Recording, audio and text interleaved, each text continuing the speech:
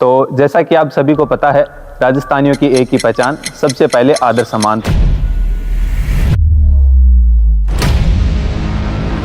आज हमारे साथ है योगिता जी स्वामी। हमारा एक खुद का एनजीओ है जिस संकल्प सेवा संस्थान के नाम से, जिसके अंदर हम अपंग बच्चों का है विशेष उनकी देखभाल करना, उनको। तो ये सब आप कैसे मैनेज करते हो? ऐसे मन में डर होता है कि अपन को कैसे करेंगे। आप सुबह जल्दी उठते हो तो आपका ऐसे मन नहीं करता कि नहीं हम भी अब 10-11 बजे तक उठेंगे? मन क्या? तो करता है, लेकिन रिस्पॉन्सिबिलिटी है, फिर वो नींद नहीं आती। जैसे घड़ी के जैसे वो फिक्स टाइम होता है कि पर सेकंड से सुई आगे खिसकेगा, तो हमें भी पर सेकंड खिसकना पड़ता है। हॉलीवुड और बॉलीवुड के गानों पे एकदम अश्लीलता के ये गाने आते हैं, तो उन पे बच्चे डांस परफॉर्म भी करते हैं। हाँ, बहुत सारे वीडियो वायरल होते हैं भैया, ये 15 अगस्त 26 जनवरी पे ये ऐसे बच्चे, उनको डांस बहुत अच्छा आता है, लेकिन उनके गानों के वर्ड सुनो आप। वो आज की शिक्षा है उसमें सबसे बड़ी कमी क्या है? मेरे पॉइंट ऑफ व्यू से देखें तो सिखाया जा रहा है उसका 50% भी शायद काम नहीं आता होगा। साइन थीटा, कोस थीटा, मुझे नहीं पता ये कहाँ काम आता है। तो मैं कहता हूँ आप एक बार किसी भी 4 वेद के अंदर ऐसी वो बात वैज्ञानिक ने जो कही है वो आप उठा के देख लो 4 वेद को, वो आपको कहीं ना कहीं लिखी हुई मिलेगी। हम खुद को है ना थोड़ा नीचा समझते हैं, भारतीय जो है ना अपने आप को ऐसे ऊपर उठाना नहीं चाहते। यहाँ के लोगों को मतलब हर मौसम का ऐसे एक्सपीरियंस है पूरा, और हम लुत्फ भी उठाते हैं उस चीज का। ठंड है तो ठंड ज्यादा है, ठंड है तो ठंड ज्यादा है, गर्मी है तो गर्मी ज्यादा है, या फिर अगर बारिश है तो बारिश का भी इधर अच्छा है। ऐसे नहीं कह सकते ज्यादा है, लेकिन अच्छा है। बीकानेर जैसलमेर से तो काफी अच्छा है अपनी तरफ, बारिश भी अच्छी होती है। मतलब शुरू में अपन हर मौसम का आराम से एंजॉय कर सकते हैं। माँ भी अगर छोटा सा बच्चा है 1 साल का बच्चा, तो उसको खाना खिलाने के लिए मोबाइल पीछे भागे। हाँ, कौन पीछे भागे? मोबाइल आराम से जा रहा है, वो खाना थोड़ी जा रहा है, वो तो सिर्फ पेट भरने का एक साधन, वो उसमें गुण कहाँ कर रहा है? गुण नहीं कर रहा। जब तक अपन खाने की तरफ अपना ध्यान ही नहीं देंगे तो वो बच्चे के लिए तो एक बस ऐसे है कि शरीर की तरफ जा रहे हैं, कुछ खाया, वो बस थोड़ा ध्यान तो पूरा फोन में रहता है।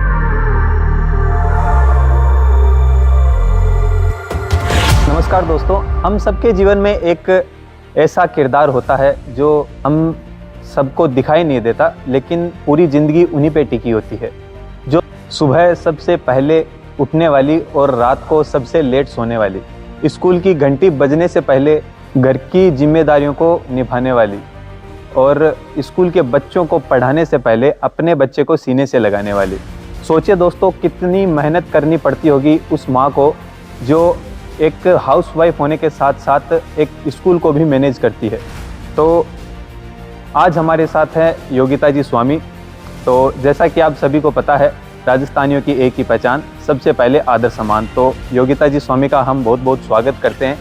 तो जैसा कि मैम आपको पता है, हमारी जो खुली सोच की टीम है, इस टीम के ऊपर हम उन्हीं हस्तियों को टारगेट करते हैं जिन्हें रियलिटी के अंदर सोशल मीडिया को दिखाना चाहिए, क्योंकि आज के ज़माने में हमारी जो राजस्थान की जो सोशल मीडिया है, यहाँ पे बहुत ज़्यादा वेलगरिटी फैल रही है। तो हमारा यही टारगेट रहता है कि असल के अंदर जिन हस्तियों को सोशल मीडिया पे आना चाहिए, हम उन्हें ज़्यादा टारगेट करते हैं। तो मैम, सबसे पहले आप अपने बारे में बताइए, आप रियलिटी में क्या क्या करते हैं और क्या क्या भूमिकाएँ आप निभाते हैं अपने रियल लाइफ में?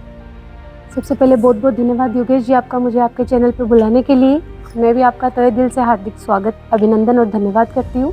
जैसा कि आपने मेरा इंट्रोडक्शन कर दिया है, मैं योगिता स्वामी रतनगढ़ की रहने वाली हूँ। नॉर्मल एक कोई इतनी बड़ी हस्ती तो नहीं हूँ कि जिसका ऐसे बड़ा सम्मान किया जाना चाहिए, बाकी आपने किया उसके लिए बहुत बहुत धन्यवाद।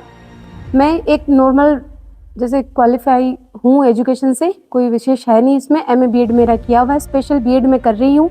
एक स्कूल का मैनेजमेंट का मैं ज़रूर अभी प्रतिनिधित्व कर रही हूँ उसमें, और मैं वर्किंग वूमेन भी हूँ, हाउसवाइफ भी हूँ, और साथ ही साथ हमारा एक खुद का एनजीओ है जिस संकल्प सेवा संस्थान के नाम से, जिसके अंदर हम अपंग बच्चों का है विशेष उनकी देखभाल करना, उनको एक्टिविटी करवाना, ये सब चीज़ें भी करते हैं। और इसके साथ मैं बहुत सारी अनेक संस्थाओं से भी जुड़ी हूँ, जिनमें गायत्री परिवार एक मुख्य संस्था है, जिसमें भी मैं पूरी अपनी भागीदारी है वो निभाती हूँ। मैम, ये जो आप वर्किंग वूमेन हैं, तो ये असल में एक रिस्पॉन्सिबिलिटी है या आपको हालात यहाँ पर ले आए? नहीं, ऐसा कुछ नहीं है। कि मुझे हालात यहाँ पे ले आए या फिर मैं कोई, ये मुझे विरासत में मिला है, ऐसे कोई नहीं है। मेरे पापा की 10th तक स्कूल थी, तो शुरू से जो देखा वही मतलब उसी में ज़्यादा फोकस रहा है। पहले पापा को देखा था कि भाई वो एजुकेशन फील्ड में है, तो शुरू से वो एक कुछ अलग से ड्रीम कुछ हुआ नहीं कि बस हाँ अपन को एजुकेशन के अंदर ही जाना है फील्ड में, चाहे गवर्नमेंट हो चाहे प्राइवेट हो। तो 2016 से मैंने फर्स्ट टाइम स्कूल ज्वाइन किया था, पापा की स्कूल ही थी। उसके बाद 19 में मेरी शादी हो गई, तो उसके बाद वो विरासत में वहाँ पापा की स्कूल थी और यहाँ ससुर जी की स्कूल है, तो वो स्कूल टू स्कूल मेरा ट्रांसफ़र हुआ है बस, और अलग से मैंने उसमें कुछ ऐसे है नहीं मेरा। लेकिन हाँ, ड्रीम भी यही था कि भाई मुझे स्कूल के फील्ड में जो स्कूल लाइन में है उसी में ही जाना है, अदरवाइज़ मैंने ऐसे कुछ करने का सोचा भी नहीं था और मेरा है भी नहीं ऐसे गवर्नमेंट जॉब का हो चाहे वो भी। तो एजुकेशन लाइन से बाहर हट के मैंने कभी कुछ सोचा नहीं है। तो आप हाउसवाइफ भी हो, एक टीचर भी हो और एक एनजीओ भी संभालते हो आप, तो ये सब आप कैसे मैनेज करते हो? उस टाइम जैसे शुरू में थोड़ा सा ऐसे अलग लगता है कि ऐसे मन में डर होता है कि अपन को कैसे करेंगे। जैसे पहले अगर मैं मैरिड से पहले की बात करूँ तो सब कुछ इजी था, ऐसे कुछ था नहीं क्योंकि इतना लोड नहीं होता। उठे थोड़ा बहुत अगर हल्का फुल्का मम्मी को काम करवाया फिर स्कूल चले दिए, अब वो बराबरी का सा था। अब शादी के बाद थोड़ा उसमें चेंजिंग आ जाता है कि भाई हाँ, रिस्पॉन्सिबिलिटी सारी अपने ऊपर होती है। तो हाउसवाइफ जो एक किरदार होता है वो वुमेन को पूरा अपने अंदर वो समेट लेता है एक तरीके से। नहीं, आपको ऐसा नहीं लगता कि जैसे आप सुबह जल्दी उठते हो तो आपका ऐसे मन नहीं करता कि नहीं हम भी अब 10-11 बजे तक उठेंगे? मन क्या तो करता है लेकिन रिस्पॉन्सिबिलिटी है, फिर वो नींद नहीं आती जो नींद पहले आती थी कि भाई हाँ अपन 8-9 बजे तक आराम से सोते हैं, तो फिर वो नींद नहीं आती। अपना जैसे अगर 4 बजे उठना है तो वो 4 बजे ही उठना है, सर्दियों में थोड़ा लेट है तो वो हाँ 5-5:30 उठना है तो वो उठना ही है। उसमें अपन ऐसे फिर चाहे अपन कितना भी ऐसे रजाई तान के कितनी ठंड है अपन थोड़ी देर सोए रहे, नहीं वैसा नहीं होता। फिर वो खुद ब खुद अपन को ऐसे दिमाग में चलता रहता है, नहीं उठो काम करना है, फिर स्कूल के लिए निकलना है, वो भी करना है वो भी करना है। तो एक जैसे घड़ी के जैसे वो फिक्स टाइम होता है कि पर सेकंड से सुई आगे खिसकेगा, तो हमें भी पर सेकंड खिसकना पड़ता है। ये इतनी पावर आपको मिलती कहाँ से? God gifted. मेरे को ऐसा लगता है कि वुमेन्स में ये होती है कि भाई हमें गॉड गिफ्टेड होती है। अगर यहाँ पे कोई जैसे हमारे जैसे छुट्टी नहीं होती बेसिकली हम माने तो संडे भी हमें एक्स्ट्रा वर्क करना पड़ता है, तो वो गॉड गिफ्टेड है, हमें थकान नहीं होती, वो हमारी खुद की जिम्मेदारी है, हमें वो करना है तो हमसे अपने आप ऑटोमेटिक होता जाता है। वो ऐसे वो नहीं है कि भाई हम पे ज़्यादा प्रेशराइज है या फिर हमें उसके लिए कोई अलग से टाइम निकालना पड़ता है, नहीं वैसा नहीं है। बस वो एक हाँ थोड़ा सा अगर नई चीज़ को एक्सेप्ट करने में थोड़ा सा टाइम लगता है कि उसको कैसे मैनेज कर रहे हैं, लेकिन जब वो चीज़ आ जाती है अपने पे हावी हो जाती है उसके बाद इतना कोई ज़्यादा लगता नहीं है। फिर वो रूटीन में हमारे डेली बेसिस पे वो चीज़ रूटीन में आने लगती है। आपकी जैसे स्कूल वो संस्कारों के नाम पे बहुत ज़्यादा चर्चित है, तो ये आपके हिसाब से कितना ज़रूरी है? जितनी शिक्षा ज़रूरी है उतने ही संस्कार ज़रूरी है। आज के प्रेजेंट टाइम में पहले संस्कार थे तब सभी बच्चों के पास या फिर सबके पास शिक्षा नहीं थी, लेकिन अब जब सब बच्चों के पास शिक्षा पहुंच रही है, अपने जो प्रधानमंत्री योजनाएं वगैरह निकलती है, आरटी वाला चल रहा है, तो इसके अंदर शिक्षा तो सबको मिल रही है लेकिन संस्कार नहीं है। एग्जाम्पल से मैं आपको समझाती हूँ इस चीज़ को। जैसे पहले टाइम में जैसे कम एजुकेशन थी, लेकिन जब गुरु दिखते थे तो वहाँ पे नमस्ते करना, उनको प्रणाम करना। आजकल एजुकेशन तो सबके पास है लेकिन अगर गुरुजी सामने से आ रहे तो बच्चे दूसरी गली पकड़ के निकल जाते हैं। हाँ, उनके वो ऐसे नहीं होता कि हम उनको प्रणाम करें, तो वो चीज़ बहुत ज़्यादा ज़रूरी होती है। एक छोटा सा इंसिडेंट आपको ऐसे भी समझिए। एक बार स्कूल में कोई पेरेंट जिनको हमने बुलाया था शिकायत के तौर पे कि आपका बच्चा पुड़िया खाता है, गुटखा खाते हुए तो देखा, तो उनका फर्स्ट क्वेश्चन ये था स्कूल में खा रहा है, घर पे खाओ चाहे, स्कूल में खा रहा है। तो मतलब उनका ये रिएक्शन हो गया ऐसा? हाँ, कि स्कूल में खा रहा है, तो उनके लिए सब चीज़ें नॉर्मल है। तो वो संस्कार के अंदर एक इंक्लूड करते हैं अपन कि भाई ये हाँ एजुकेशन भी ज़रूरी है, एजुकेशन के साथ संस्कार हम डेवलप करते हैं। हमारे जैसे लोग जो संस्थान चला रहे हैं, स्कूल चला रहे हैं, हम डेवलप करेंगे। अब उनके परिवार वालों को ये पता भी नहीं कि वो गलत है ये सही है उनके हिसाब से, क्योंकि उनकी फैमिली में उन्होंने देखा है कि पापा खा रहे हैं, मम्मी खा रहे हैं, बड़े भाई बहन खा रहे हैं, तो उनके लिए तो नॉर्मल। जहाँ पे ऐसे अपन सुपारी के लिए भी अपन वर्जित करते हैं कि स्कूल के आसपास भी खाना मना है, तो उनका अगर ऐसे शॉकिंग रिएक्शन होता है कि हैं स्कूल में खा, तो स्कूल में नहीं खा रहे तो नुकसान नहीं हो रहा क्या बच्चों का? आप वो भी तो समझिए। हाँ सही बात। तो और भी बहुत सारी चीज़ें हैं, जैसे डायरी भरवाते हैं तो उसमें लिखते हैं कि भाई ब्रश करना चाहिए, बड़ों को प्रणाम करना चाहिए। तो उनमें जैसे लास्ट ये हम डायरी भरवाते हैं उसमें जैसे मोरल ड्यूटीज़ जो बच्चों की लिखी होती है उसमें लास्ट में हम अभिभावक के सिग्नेचर करवाते हैं कि भाई हाँ डेली बेसिस पे जल्दी उठा है, कितने बजे उठा है, ब्रश करा है, स्नान किया है, प्रणाम करें, उन सब पे डेली बेसिस पे हम उनके टिक करवाते हैं। उस पर लास्ट में अभिभावक के साइन होते हैं। तो कुछ गार्जियन ऐसे होते हैं कि तू पढ़ लिया कर अपने आप, रोज रोज हमें मत कहा कर। तो ये जो संस्कार की जो पीढ़ी बच्चे हट रहे हैं, अब ये जो आजकल देख रहे हैं वीडियो वायरल हो रहे हैं, छोटे छोटे 8-8 9-9 साल के बच्चे सिगरेट पी रहे हैं स्कूल के बाहर, गुटखे खाना, गाली गलौज करना, तो ये लेक ऑफ संस्कारों के कारण ही हो रहा है। संस्कार जो है, जो बच्चों को मिलने चाहिए थे शुरू से, वो ऐसे मान लो कि भी उनके अभिभावक जो माता पिता है वो शायद पढ़े लिखे नहीं है, फिर उनमें भी कमी रही होगी, उनसे पहले वालों में, ये तो पीढ़ी दर पीढ़ी जो चल रहा होता है।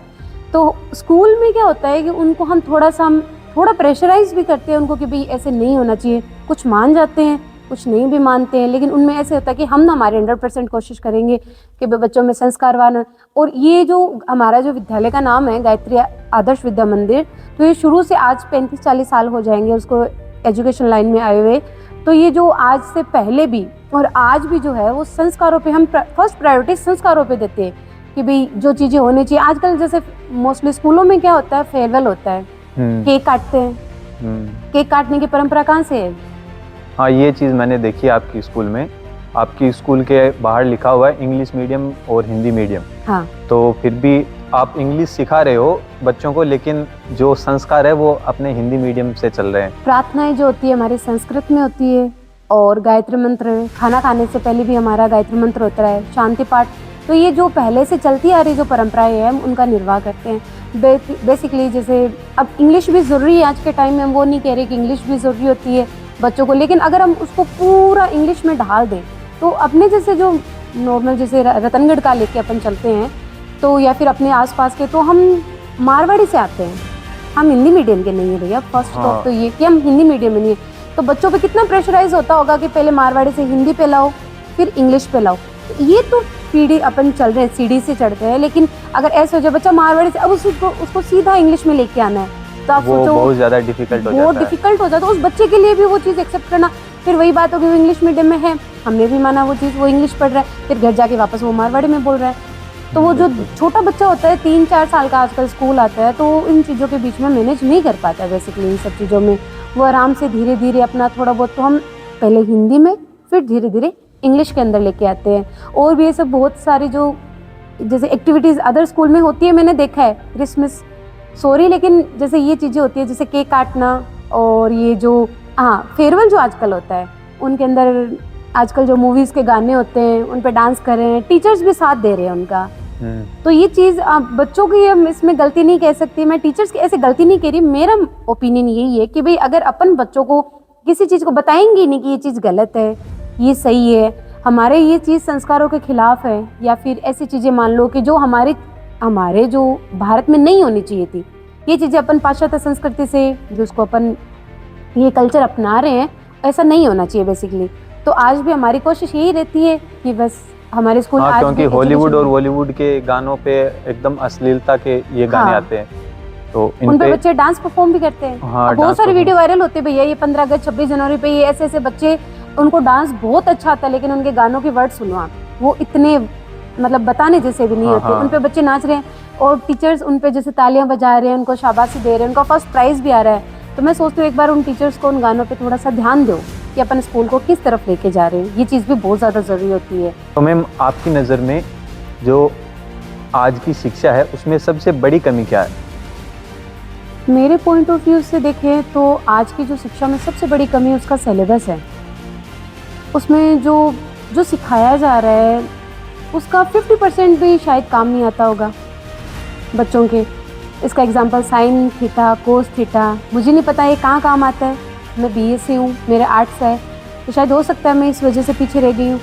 बाकी जो मोरल ड्यूटीज़ जो बच्चों को होनी चाहिए थी उस पर फोकस नहीं करते। बाकी दूसरे और भी चीज़ें हैं जिन पे से कहानियाँ, जिनका कोई सेंस ऑफ ह्यूमर जो अपना होता है वो निकलता नहीं, जिसका मोरल ऐसे मोरल सा है नहीं। कहानियाँ बस बच्चे, उनका सिलेबस अच्छा है कि बच्चों ने बस पढ़ा, उसको रट लो, वो लिख के आ जाओ। जितना रटोगे, जितना लिखोगे, उसका ही नंबर मिलेगा। जो कॉम्प्रिहेंशन जो अपना होता है, जो अपना पॉइंट ऑफ व्यू होता है, जो अपनी मोरल वैल्यूज़ होती है, मोरल ड्यूटीज़ होती है, उनका कहीं पे भी सिलेबस में मतलब कहीं पे भी नहीं ऐसे कह सकते, लेकिन बाकी वो चीज़ को एकदम से ही नकार दिया जाता है। वो चीज़ें बहुत कम है। बच्चा लिखे क्या, उसको वही लिखना पड़ता है जो उसने रट्टा मारा है। समझाने वाली सी चीज़ें सिलेबस में होती नहीं, जो बच्चों को समझाए। पहले समझाते थे तो वो चीज़ समझ में आती थी, अब तो रटाया जा रहा है कि ये चीज़ जो बच्चों ये आएगा, ये रटना है, इसको रट लो। बस सबसे बड़ा इसका ये। फिर दूसरा, इसमें मोरल ड्यूटीज नहीं होती तो डिसिप्लिन नहीं होता। बच्चा एजुकेटेड है लेकिन वो एक कोटेशन लिखी होती है कि अगर आपके द्वारा फेंका गया कचरा अगर कोई अनपढ़ व्यक्ति उठाता है तो आप भी उस अनपढ़ के समान, और वो अनपढ़ नहीं है। अगर हम पढ़े लिखे होकर भी कचरा फैला रहे हैं तो उसमें हमारी मोरल ड्यूटीज जो है, हमारी मोरल वैल्यू है, वो तो एकदम जीरो है, वो है कहाँ। और जो अनपढ़ व्यक्ति जो है वो बेचारे, उनकी ड्यूटी होती है।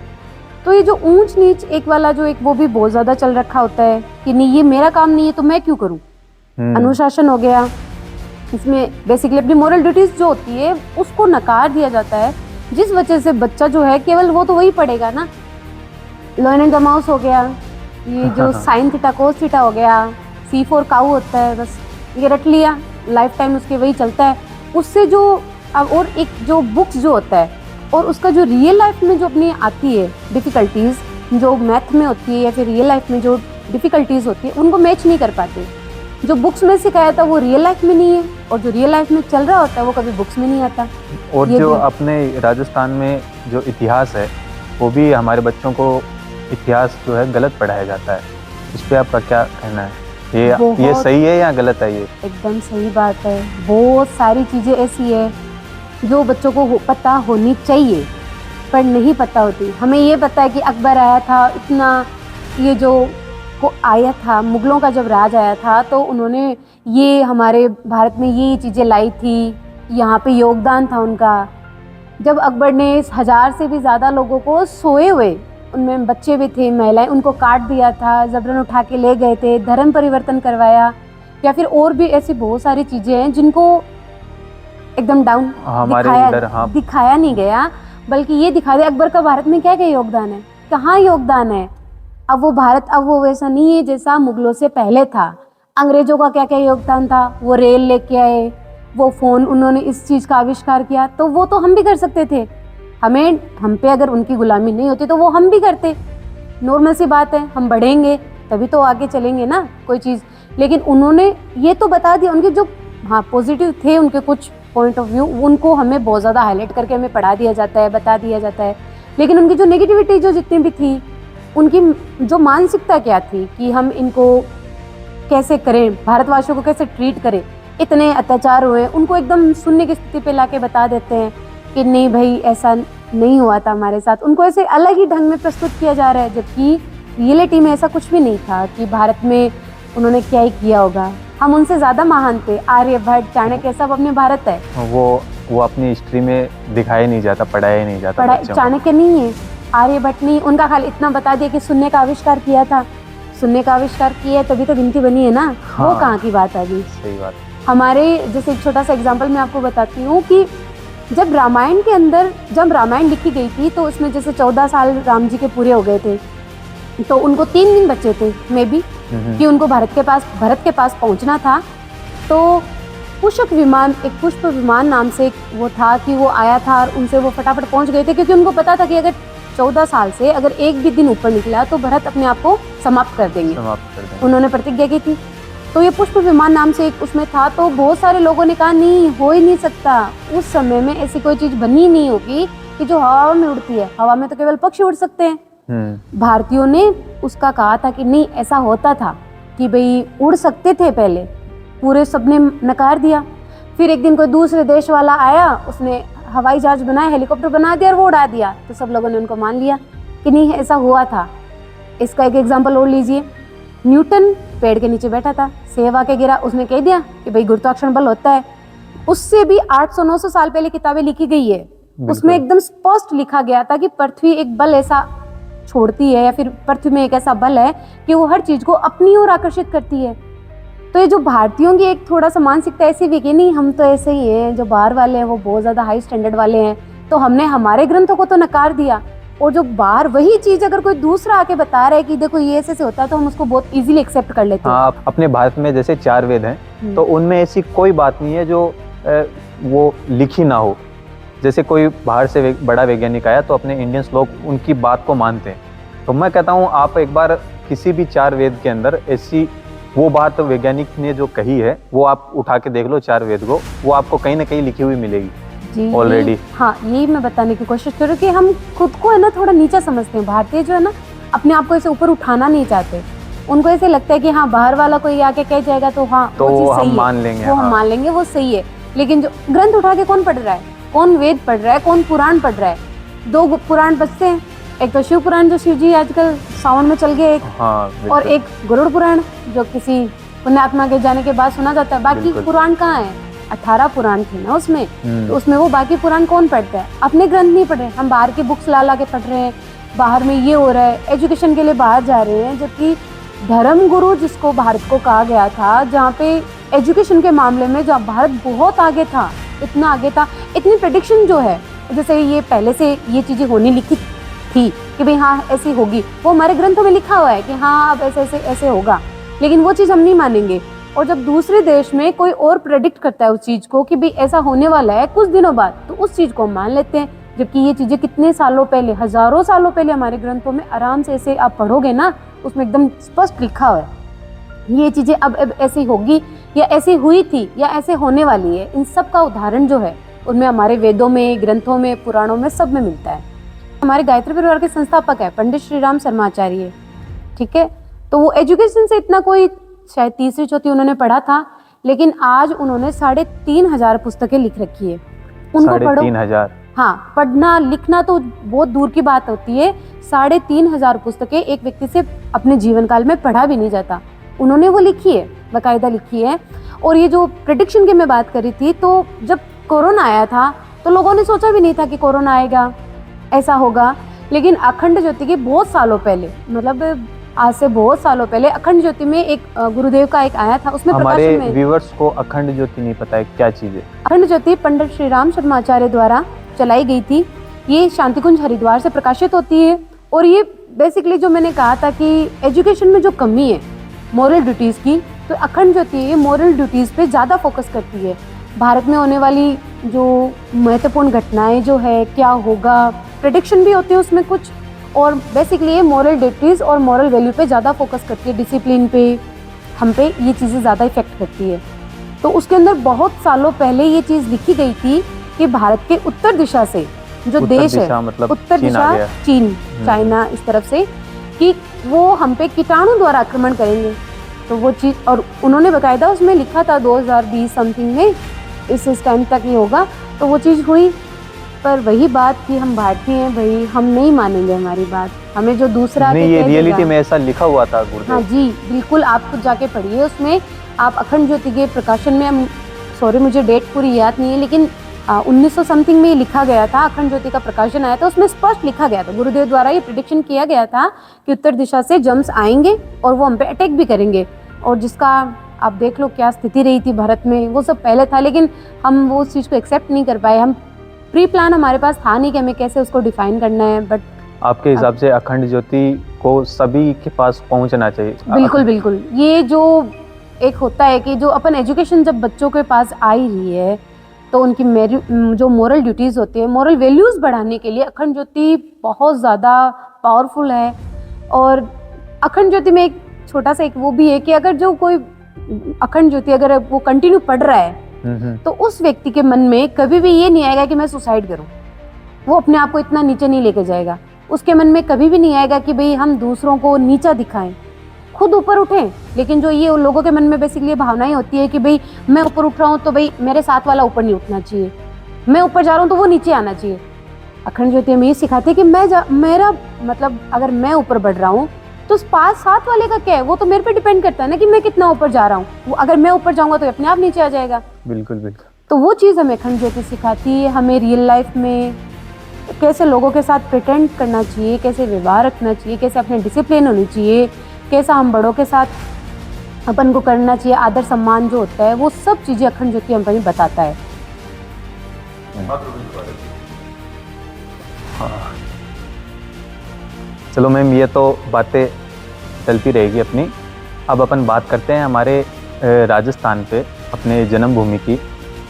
तो जैसे कि मैं आपसे पूछना चाहता हूँ कि आपको राजस्थानी होने का कितना गर्व है अपने आप पे, कि आप इसको कितना इम्पोर्टेंस देना चाहेंगे? जन्मभूमि भी है, कर्म भूमि भी है, जो भी है अब राजस्थानी है। और बहुत ज़्यादा प्राउड मोमेंट होता है कि भाई हाँ राजस्थान से हूँ मैं। जहाँ अदर डिस्ट्रिक्ट में आप स्टेट में जाके देखोगे तो जैसे लैंग्वेज वाला भी बहुत टॉपिक चल रहा है, हाँ, बहुत लैंग्वेज ज्यादा। वाला कि भी मराठी बोलनी पड़ेगी वरना मार हाँ। दिया काट दिया, वो इधर तमिल रह नहीं बोलो, सकते आप, इधर हाँ। रह ही नहीं सकते आप।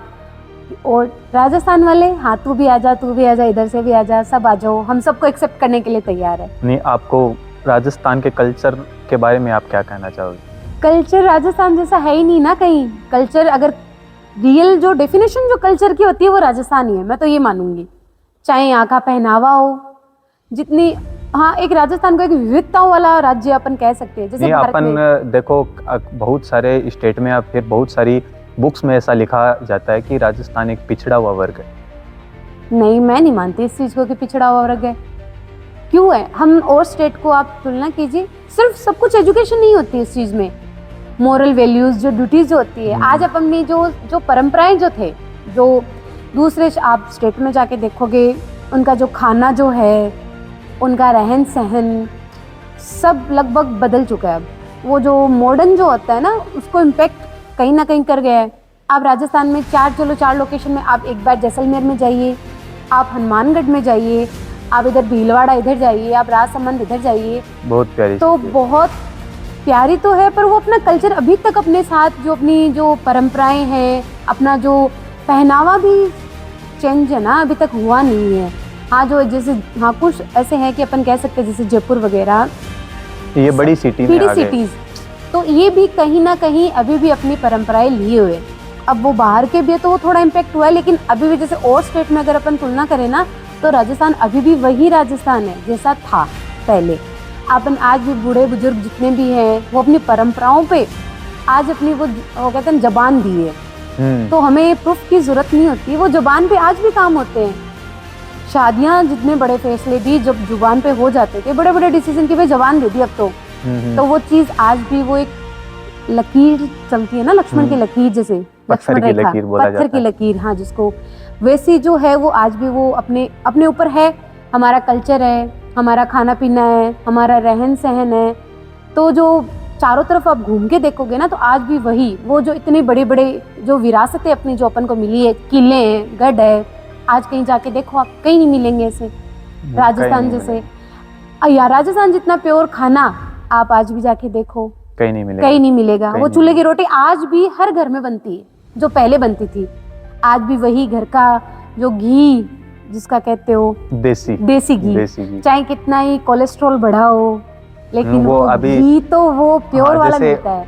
मतलब आप अदर स्टेट में देखो तो जैसे ये जो आज की यूथ है वो जिमिंग की तरफ ज़्यादा जा रही है, तो वो क्या करती है, एक वो प्रोटीन वाला डब्बा आता है, तो उससे बेटर अपना ये राजस्थान बाजरे की रोटी है। बाजरे की रोटी बाजरे की रोटी घी के साथ घी खाओ, के साथ, उसमें हाँ। ज्यादा प्रोटीन है। सही है, बाजरे में बहुत ज्यादा प्रोटीन होती है।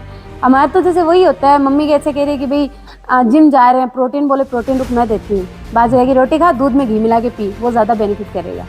तो ये चीजें आज भी जो अपनी विरासत जो है ना, वो जो बूढ़े लोग हैं वो आज भी परंपराएं चला रहे हैं। आप यहाँ का पहनावा, ज्वेलरी देखो, दूसरे स्टेट में आप जाके देखोगे ना, ज्वेलरी के हट गया, वो मॉडर्न थोड़ा जा हो रहे हैं, लेकिन आज भी आपको बोले, नथ, ये सब चीज़ें जो कड़ला जिसको कहते हैं, पैरों में इतने मोटे मोटे चांदी के कड़ले, आप गाँव में जाके देखो आज भी वो चीज़ है।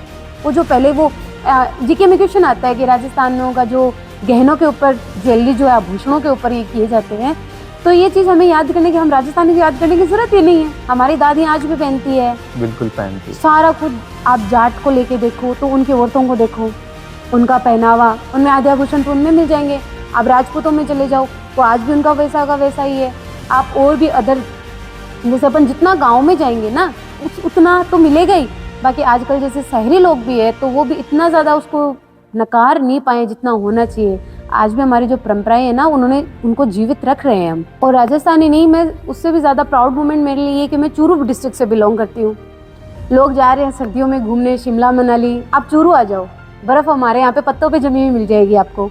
गर्मियों में 50 से ऊपर टेम्परेचर, तो और हमें कोई ऐसे इतना वो जोक भी बहुत बनते हैं चूरू जिले वालों पे, पर हाँ हम सहन कर सकते हैं। मेरी बहन पूछ रही है कि दीदी आप ये सब कैसे कर लेते हो, तो उन्होंने खुद उत्तर दिया कि ये तो सुबह 7-8 बजे तक झाड़ू पोछा सब हो भी जाता है इनका ठंड में, तो उतना हमारे लिए इतना चीज होती भी नहीं है ना कि इतनी ठंड है, एकदम ठंड है, लोग दूसरे जगह के नहीं नहीं नहीं इतनी ठंड हो गई है, माइनस में जाएगा। माइनस में नहीं आता ना तब तक तो अपने वाले रात को 11-12 बजे तक तो चूरू वाले ऐसे ही सड़कों पे बैठे रहते हैं इस ठंड में भी, हाथ सेक रहे हैं। हाँ, गर्मियों में उनको ऐसे नहीं है कि दोपहर में जब टेम्परेचर 50 डिग्री से ऊपर चला जाता है तब भी उनको चाय जो है वो गर्म ही चाहिए। तो ये जो चूरू वालों पे बनाए वो बिल्कुल सही है।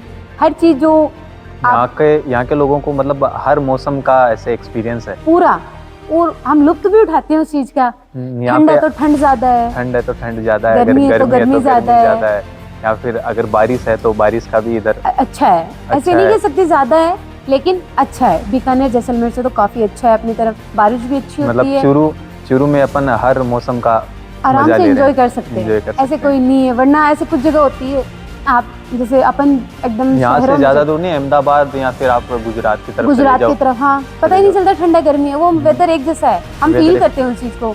अभी जैसे बसंत पंचमी आएगी तो इन्वायरमेंट जो अपना है ना उस चीज को कैच वो करता हाँ है माहौल अलग हो जाएगा पूरी। अलग, अपने आप ही सडन वो पेड़ पौधों को भी लगता है कि हाँ आ रहा है, फूल है जगह, नई पत्तियां भी खिलेगी, हर चीज जो होगा वो मौसम के अकॉर्डिंग जो चल रहा होता है ना वो एकदम होता भी है। जो चीज अपने, ये बहुत अच्छी चीज है मेरे लिए कि भाई हाँ मैं राजस्थान से हूँ प्लस चूरू डिस्ट्रिक्ट से हूँ। और उससे भी बड़ी बात, हनुमान जी पोदार भाई साहब जो अपने बड़े हैं, उनकी जन्मभूमि गीता है प्रेस। गीता प्रेस, गोरखपुर के इतने बड़े वो बने हैं, तो ये चीजें दे वो उसको अकॉर्डिंग को लेके। वैसे मेरी जन्मभूमि छापर है, ताल छापर है अभ्यारण्य, हाँ हाँ काले कृष्ण मर्ग जो सबसे ज्यादा पाए जाते हैं वहाँ पे, तो दोनों ही मेरे लिए बहुत ज्यादा है। उसमें से मैं उसको नहीं कह सकती कि भाई मेरे लिए वो ज्यादा इंपॉर्टेंट था। ये छोटी काशी के नाम से रतनगढ़ को जाना जाता है, तो ये भी बहुत प्राउड मोमेंट होता है मेरे लिए। तो मेरे लिए तो पॉइंट ऑफ व्यू अगर मेरा रखो तो राजस्थान प्लस चूरू प्लस रतनगढ़ तीनों ही वर्ल्ड बेस्ट जगह में आते हैं। ये आप राजस्थान में कहाँ कहाँ आपने ट्रेवल किया है? ऑलमोस्ट मैं ऑल राजस्थान घूम चुकी हूँ, ऐसे कोई नहीं है पर्टिकुलर। हाँ थोड़ा अपन जाए तो प्रतापगढ़ बांसवाड़ा इस जगह मेरा नहीं हुआ है, बाकी लगभग सब जगह नॉर्थ सब जगह आप हाँ ट्रेवल लगभग किए। सब जगह। हमारा जो परिवार है वो हमें आगे नहीं बढ़ने देता, या फिर कहीं सास बहू के बीच में कुछ ऐसे कारण होते होंगे? ऐसे नहीं है कि फैमिली अपन को रोकती है, थोड़ा सा विचारों का ज़रूर होता है कि भाई उनके टाइम में जो था, अब अगर उन्होंने जो देखा था बेसिकली जो उनके साथ हुआ है, तो वो सोच रहे कि हाँ ये सही है जो हमारे साथ हुआ है। तो अगर उनसे कुछ लीक से हट के अपन काम करेंगे तो उनको तो ऐसे लगेगा ना हमारे ऊपर से जा रही है। जैसे घर बिल्कुल। में आप मान के चलो 3 औरतें हैं, तो वो तीनों अपनी अपनी पीढ़ी की बात करेगी। दादी कहेंगी मैं कुएं से पानी लाई थी, आपकी माँ कहेगी मैं तो नल से लाई थी, तो हमारे तो घर ही आ रहा है नल से, तो हम कहाँ कुएं में क्यों जाए हैं। तो वो विचार जो होते हैं वो जनरेशन से गैप आता है इनमें। अगर आपसे एज में अगर कोई, जैसे आपके हस्बैंड को ले लो, वाइफ जो होती है, एज डिफरेंस जो होता है तो वो मैटर करता है। मेच्योरिटी जो होती है ना कुछ एज डिफरेंस से आती है, तो आपसे बड़े वो आपसे थोड़ा ऊपर का सोचेंगे, हम उनसे छोटे हैं तो हमसे जो छोटे हैं वो हमसे भी थोड़ा, वो बचपने टाइप की बात होगी। तो बिल्कुल। धीरे धीरे जैसे जैसे एज बढ़ेगी वैसे वैसे मेच्योरिटी भी आएगी, और जो एक सामंजस्य जो फैमिली में जो बिठाने की वो बात होती है, तो वो तो अपन को बिठाना पड़ेगा। थोड़ा हम झुकेंगे, थोड़ा उनको मानना पड़ेगा कि नहीं आजकल के जो टाइम की जो डिमांड है, अब आज हम घूंघट निकाल के उनको औरतों को घर पे बिठा लो कि नहीं इससे नहीं बोलना, घर से बाहर नहीं निकलना, पढ़ाई वढ़ाई कुछ नहीं करनी, तो फिर तो हम बहुत पिछड़े रह जाएंगे ना। बदल भी रहा है, ऐसे नहीं कि बदल नहीं रहा, बहुत कुछ चीज़ें बदल रही है, आगे भी बढ़ रही है। घूंघट प्रथा जो एक बेसिकली राजस्थान को पूरा बहुत ज़्यादा महिलाओं को ऐसे पाबंद करके रखती थी। ये ऑफिशियली अंग्रेजों का चलाया हुआ था ये तो। सॉरी ये अंग्रेज नहीं, ये मुगल लेके आए थे। अच्छा। कि उनके टाइम ये था कि वही वो सब बुर्खा वगैरह पहनती थी तो पूरे ऐसे रहते थे। फिर जब वो यहाँ पे आए तो जैसे जब और तब जो अपने भारत में शुरू से हुआ था, तो यहाँ की राजस्थान में शुरू से ही औरतें बहुत सुंदर रही है। अपनी रानियाँ जो बिल्कुल। थी बहुत सुंदर थी, रानी पद्मिनी जो थी, तो उनको बुरी नज़र से बचाने के लिए भारतीयों ने भी क्या करा, राजपूतों ने शुरू में तो घूंघट प्रथाएं जो थी वो अपना ली। और वो चीज़ होती है कि जो बड़े राजघरानों में होती है वो धीरे धीरे नीचे दर्जे के जो लोग होते हैं उनमें भी आ जाते उनमें भी आ हैं। जाते। पहले राजघरानों में ये होती थी परंपराएं कि भाई वो घूंघट औरतें रखती थी, फिर धीरे धीरे वो सभी में सामाजिक रूप से वो बंट उसका हो गया कि भाई औरतों को घूंघट रखना है। और जब मुगल आए थे तभी वो खाली इसलिए कि उनकी वो उठा के नहीं लेके जाए, किसी को ज़बरदस्ती धर्म परिवर्तन नहीं हो, तो जैसे रात को शादियाँ होना फटाफट निपटा देते रात को, एक दिन में पता ही नहीं चले किसी को। हाँ। और छोटी उम्र में लड़कियों की शादी करनी बेसिकली ये, वरना कभी मैं सीता जी का रामायण में देखो, महाभारत में कभी सीता जी ने घूंघट नहीं करा सर नहीं पे, बेसिक जो अपना धर्म होता है, कभी द्रौपदी ने घूंघट नहीं करा और बिल्कुल आराम से वो सभाओं में जाती थी और सबके साथ जो महत्वपूर्ण निर्णय होते थे उनमें भी महिलाओं की भागीदारी पूरी थी। उनमें वो भी नहीं था कि उनमें पीछे, वो जो जनरेशन जो था ना वो उस चीज़ को धीरे धीरे, जैसे अंग्रेज आए मुगल आए तो उन्होंने ही दबा दिया। बड़े बड़े जो थे ना उन्होंने महिलाओं को नीचे की नहीं, घूंघट में रहो, बाहर मत जाओ, महत्वपूर्ण डिसीजन जो जितने भी घर के हैं वो सारे जो जेंट्स जो है उनके जो पितृ प्रधान देश जो है वो तो शुरू से था, लेकिन उसको और भी ज़्यादा महिलाओं को उसके अंदर दबा दिया गया। तो आपके हिसाब से आज के टाइम में अगर आपको कोई सपोर्ट कर रहा है तो आपकी फैमिली और आपके घर का वातावरण? हाँ बिल्कुल, शुरू से जो अपन जैसे जिस परिवार में ढलेंगे, करेंगे, देखेंगे, वही चीज़ उसको एग्री होगा। अब जैसे मैं घूंघट नहीं रखती तो एक हाँ ये भी है कि भाई मेरे लिए एक बहुत बड़ी चीज़ है ये, अगर मैं घूंघट में रख के घर में बैठ जाऊंगी तो फिर वो जो मेरे काम है, फिर वो अचानक से कोई आ गया फिर घूंघट निकालो, फिर स्कूल में ये सब चीज़ें पॉसिबल नहीं होती ना। हाँ स्कूल में नहीं गायत्री परिवार में जाते हैं तो स्टेज पे हमारे सामने बहुत लोग बैठे होते हैं, हजारों की संख्या में बैठे होते हैं, मैं किस किस से घूंघट करूँ? तो जो चीज़ सम्मान की, अगर घूंघट सम्मान का प्रतीक होता तो फिर आदमी भी रखो।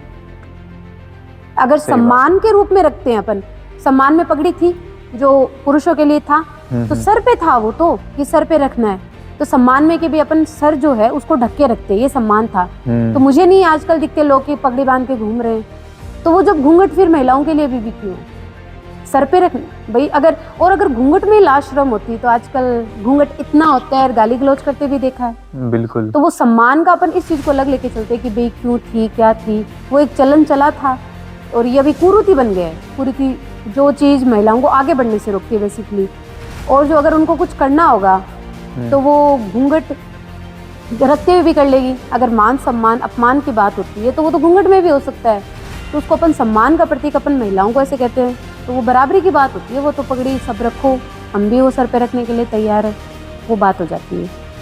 तो आपके हिसाब से कभी आपकी लाइफ में ऐसा मोमेंट आया हो कि आपने हार मान ली हो कि इन सबको ऐसे मैनेज करना मेरे बस की बात ना हो, या फिर अब ये सब छोड़ देना चाहिए? एक छोटा सा इंसिडेंट है इसका।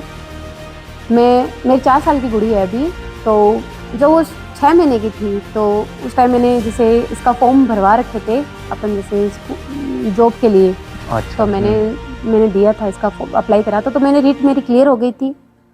किसी कारणवश हम मेंस का पेपर, वो जो फॉर्म फिल करना है वो भूल गए। अच्छा। तो फर्स्ट लॉस तो वो हो गया था। फिर उससे थोड़ा निकले थे, फिर तैयारी कंटिन्यू थी, तो मैंने 2nd ग्रेड का एग्जाम दिया था 22 में। अभी वो पेपर लीक हो गया, उसमें मेरे से था मेरा कि नहीं अपना हो जाएगा, फिर वो लीक हो गया। तो फिर उस टाइम ऐसे हुआ कि क्यों कर रहे हैं। एक तो 6 महीने की गुड़िया को आप देखो 8-8 10-10 घंटे कंटिन्यू पढ़ रहे थे, घर से दूर रही थी मैं, स्कूल में पूरा दिन स्कूल में पढ़ाते, फिर वहीं पे सुबह से शाम तक लेट घर जाती थी। उस गुड़िया को बहुत मुश्किल हो जाता बहुत, है। हाँ थोड़ा सा डिफिकल्ट था, ठंड भी आने लग गई थी, तो उसको पूरे दिन छोड़ना, साथ साथ में जैसे घर का भी होता था, तो वैसे बहुत मेहनत की थी। फिर ये अपना राजस्थान, भ्रष्टाचार, घोटाले, पेपर ये 2 हो गए, तो फिर उसके बाद ऐसा हुआ कि अपन क्यों मेहनत कर रहे हैं, छोड़ दो यही। लेकिन फिर वही बात है कि हाँ जो जुनून शुरू से चल रहा होता है उसको अपन ऐसे जल्दी से मिटा नहीं पाते। हाँ, जब ये लीक हुआ था तो बहुत से लोगों ने हार मान ली थी कि कंटिन्यू हुए थे ना, एक नहीं हुआ, 3-4 पेपर, मैंने तो 2 ही दिए थे ये। उसमें एक हो गया, एक मेरी गलती थी, उस समय हम एनजीओ में लगे हुए थे, उसको शुरू करने में तो थोड़ा बहुत रह गया था। लेकिन फिर ऐसे लगता है कि भाई फिर मैंने पेपर 2 दिए थे, तो वो ऐसे था नहीं कि उसमें हुआ नहीं हुआ मुझे नहीं पता, लेकिन कंटिन्यू 3 पेपर लीक हो गए थे। तो फिर एक बार ऐसे हो गया कि अपन लीक होने के लिए पेपर, मतलब वहाँ बाहर बैठे हैं, उसके एग्जाम सेंटर के बाहर बैठे हैं, और अचानक से न्यूज़ है कि पेपर कैंसिल हो गया है। तो लोग हम कितने दूर गए हैं, हनुमानगढ़ सेंटर आए थे जिनके राजस्थान अपन जैसे किसी के अपने चूरू डिस्ट्रिक्ट से तो दूर ही है, 4-5 घंटे है दूर है। वहाँ जाके वहाँ पता चल रहा है कि पेपर दे के निकले, उतने में पता चल गया लीक हो रहा है। तो वो चीज़ होती है ना, वो अंदर से थोड़ा सा ऐसे होता है कि नहीं अब नहीं होता। उस टाइम ऐसे न्यूज़ मतलब थोड़ी जो घटनाएं और भी थी, एक्सीडेंट से लोग पेपर देने गए, बहुत लोग मरे भी थे। कोरोना घर से बहुत ज़्यादा मुश्किल से बच्चे बाहर भूखे बैठे रहते हैं। जैसे हर बंदे का उस कंडीशन में डाउन फ्लो आ जाता है, तो उस टाइम आपको मोटिवेशन कहाँ से मिला था? मेरा ऐसे कुछ वो नहीं है, जैसे फैमिली भी मोटिवेट करती है, बाकी ऐसे था कि भाई अपन को पढ़ाना है तो गवर्नमेंट ना सही, हमारी खुद की स्कूल है तो मैं तो बच्चों से जुड़ा रहना चाहती थी। टीचिंग था तो वो मैं करवा रही हूँ, मैनेजमेंट के साथ मैं क्लासें भी लेती हूँ, बच्चों के साथ जुड़ी भी रहती हूँ, तो वो इसलिए मुझे वो ज़्यादा डीमोटिवेट नहीं कर पाए। अब मैं ऐसे है कि तैयारी हाँ कर रहे हैं, बाकी मैं ऐसे नहीं है कि ना उसी पे डिपेंड हूँ कि नहीं मेरे को गवर्नमेंट जॉब करनी है, मेरे को उसमें लगना ही है, बच्चों को पढ़ाना है। वो गवर्नमेंट और प्राइवेट वो मैटर नहीं करता, मैं बच्चों से जुड़े रहना है हाँ बस। बच्चों से जुड़े रहना है। हाँ ये अगर आगे बढ़ के अगर ये गवर्नमेंट जॉब लगते तो उसमें मैं खुश हूँ कि हाँ ये अपने पैरों पे खड़े हैं, उतना बहुत है। तो ये चीज़ें मेरे को मोटिवेट करती भी है कि अपन पढ़ाए, अगर एक भी बच्चा सक्सेस होता है तो वो मेरे लिए तो बहुत है। एक मैम, जैसे महिला के रूप में नेतृत्व की जो भूमिका निभाते हो, तो उसमें आपको सबसे बड़ी चुनौतियाँ क्या लगती है? सबसे अगर कोई आप लीड परफॉर्म कर रहे हो एज ए वुमेन, तो उसमें जो सोसाइटी जो है वो उस चीज़ को जल्दी से एक्सेप्ट नहीं कर पाती। अपनी इंडिया की यहाँ ज़्यादातर अगर अपन मान के चले तो राजस्थान की हाँ, सोसाइटी ये क्या करती है, ये जो पुरानी चीज़ें जो लेती है उसको पकड़ के रखना चाहती है। जैसे वो रीति रिवाज, हाँ कुछ अच्छी पॉजिटिव चीज़ें उनको रखनी चाहिए, लेकिन वो क्या करते हैं उसके साथ पॉजिटिव के साथ नेगेटिव चीज़ों को भी पकड़ के रखती है। अब इसके मैं छोटे छोटे एग्जाम्पल आपको बताती हूँ। मेरी शादी हुई थी तो मेरे को फर्स्ट जैसे लेने आते हैं अपन को, जैसे अपने होता है ना कि कोई लेने आओ कोई छोड़ने आओ, तो मेरे पापा आए थे, मेरे पापा जी ससुर जी लेने आए थे, तो फ्रंट सीट का जो उन्होंने ओपन किया था कि आप बैठो, तो मेरी माँ ने जब नेक्स्ट टाइम मेरी मम्मी को पीछे से बहुत डांट लगाई और फिर नेक्स्ट टाइम मैं ये बोले तेरे तू दिमाग खराब हो गया तेरा, तो ससुर के साथ बैठी है, इन वजह से तो उनका अपमान हो गया। ये कहाँ, अगर मैं उनके बराबर की सीट पे बैठी तो अपमान कैसे हुआ उनका, आप सोचो इस चीज़ को। पर उनकी वो मानसिकता थी कि अगर कोई ससुर के साथ बैठी है तो वो उनका अपमान होता है, मैं उनका आदर सम्मान नहीं कर रही। मैं साथ खाना, जैसे अपन बेसिकली होता है कि साथ बैठना, ससुर के साथ खाना खाना, उनसे बात करना, नहीं भाई ये तो बहुत शर्म की बात होती है। शर्म की क्यों, अगर मैं मेरे खुल के पापा से बात कर सकती हूँ तो पापा जी से क्यों नहीं कर सकती, और वो भी तो पापा ही है ना, उस चीज़ को एक्सेप्ट नहीं करते। अब यही बात इन लॉज में भी है। एक बार ऐसे ही नॉर्मल वो फ्रंट सीट वाली से सेम बात, तो किसी पड़ोसी ने आके कह दिया कि गोपाल जी भी अपनी बहू को सर पे चढ़ा तो रहे हैं, फ्रंट सीट पे बिठा तो रहे हैं, साल 2 साल में पता चल जाएगा। मेरे को बता दो कहाँ है, कहाँ पता चला उनका। तो जिनको वही बात है घूंघट वाली सी है कि अगर दबा के रखोगे ना वो ज़्यादा उछलती है। आप खुला छोड़ के देखो इनको, जो महिलाएं जो है ना खुला छोड़ के देखो एक बार, इनको कहीं नहीं उछलेगी ये। उनको पता होता है कि हमारे लिए जो सही है वही करेंगे, जो समाज के लिए सही है वही करेंगे अलग से। तो जो सोसाइटी होती है ना वो अभी भी आगे निकलने नहीं देती इनको। वो सोचती है कि जैसे चल रहा है ये घर में ही रहे, ये केवल खाली घर का कर ले, बच्चों को संभाल ले और बस इतना बहुत है। तो सोसाइटी जो है ना वो ही इन सब में ज़्यादा मैटर, सोसाइटी के डर से फैमिली वाले आगे नहीं आ पाते। वो कहते नहीं भाई 4 लोग क्या कहेंगे, वो भी चलता है। मैम, जैसे कि अपना ये वीडियो ज़्यादा लंबा न जाए इसलिए मैं आपको एक आखिरी क्वेश्चन पूछना चाहूँगा।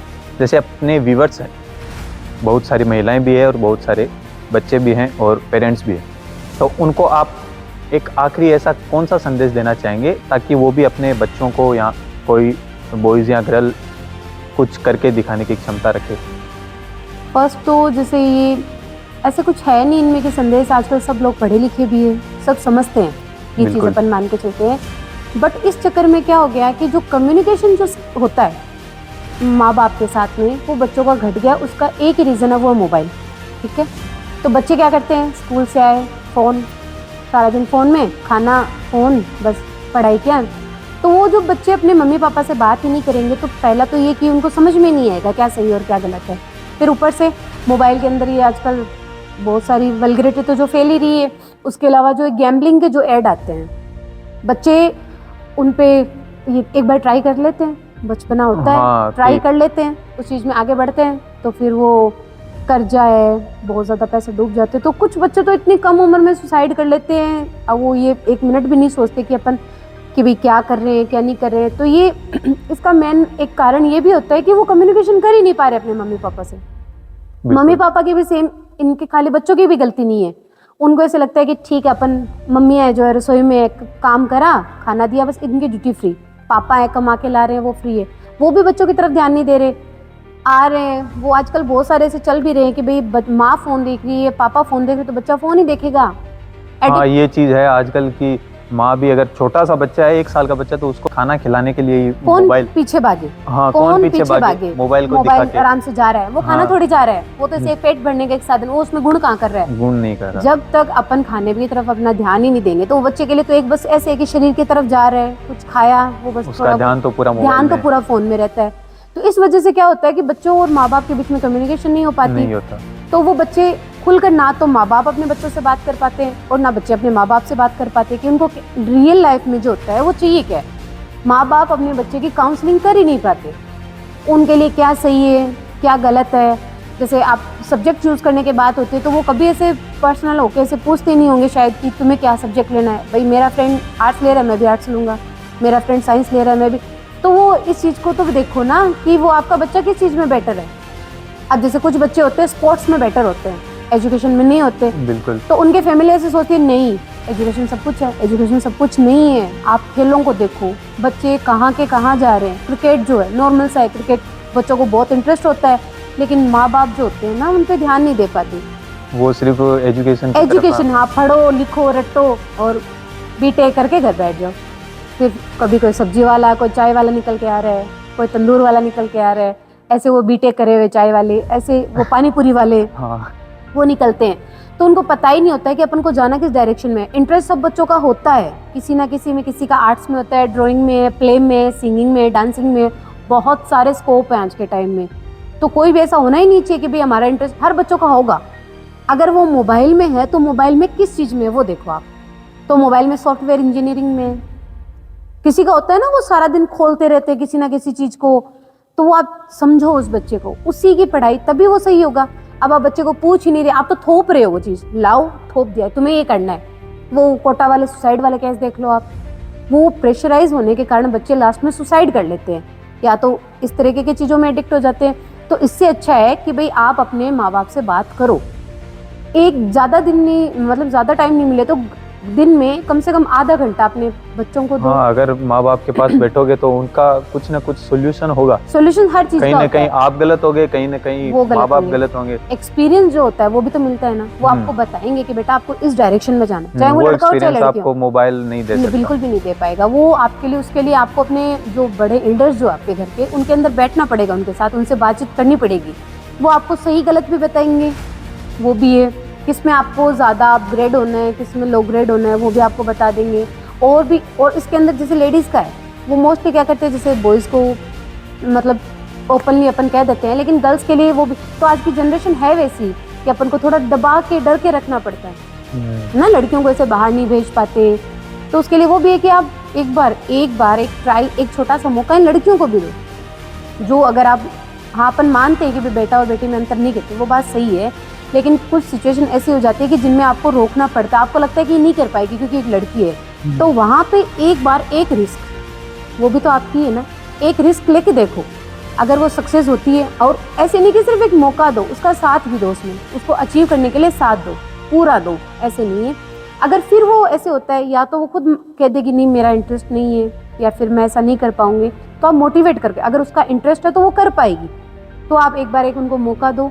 और अगर ऐसे है कि आप लेक ऑफ कम्युनिकेशन जो होती है अपनी, उसके कारण क्या होता है कि वो एक दूसरे से बात नहीं कर पाते, तो फैमिली को पता ही नहीं होता उनके बेटा बेटी चाह क्या रहे हैं। तो भाई यही सबसे बढ़िया तो यही है कि आप दिन में थोड़ी देर उनके पास बैठो, उनसे बातचीत करो, वो क्या चाहते हैं, आप क्या चाहते हो, एक बार बताओ तो सही आपस में, तभी तो वो आपको आगे। आजकल सब चाहते हैं कि लड़का और लड़की बराबर का काम, और करते भी हैं।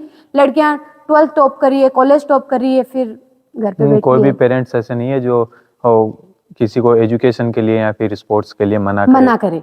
पर आप खुल के बताओगे नहीं, जब आपका फोकस उस चीज पे नहीं है कि अपन बात करें, उनको ऐसा लगता है कि नहीं मना कर दें। कोई पेरेंट्स ऐसा नहीं है जो अपने बच्चों को नीचा देखना चाहता है। बिल्कुल। तो एक बार आप ट्राई करो। हाँ, मौका देख के बच्चों को भी देना चाहिए अपने पेरेंट्स को, और पेरेंट्स को भी अपने बच्चों को जरूर मौका ही नहीं, साथ में उनका साथ भी देना चाहिए कि नहीं आप करो, सपोर्ट हम कर रहे हैं आपका।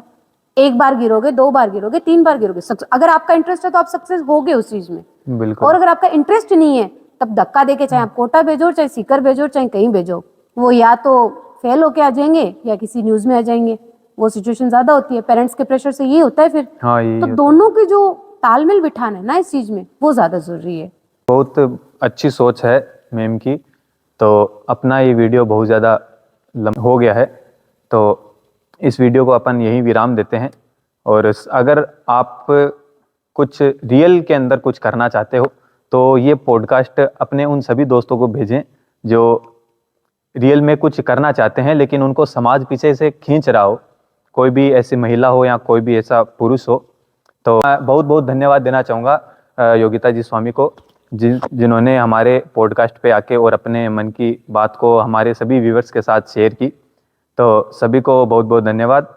और वीडियो अच्छी लगे हो तो आप लाइक कीजिए और अपने दोस्तों को शेयर कीजिए, और नीचे जो सब्सक्राइब का बटन है उसे ज़रूर दबाएं ताकि हमारे हर पॉडकास्ट की जो नोटिफिकेशन है वो आपके पास सबसे पहले पहुंच सके। तो सभी को बहुत बहुत धन्यवाद। राम राम सा, खमा गणी।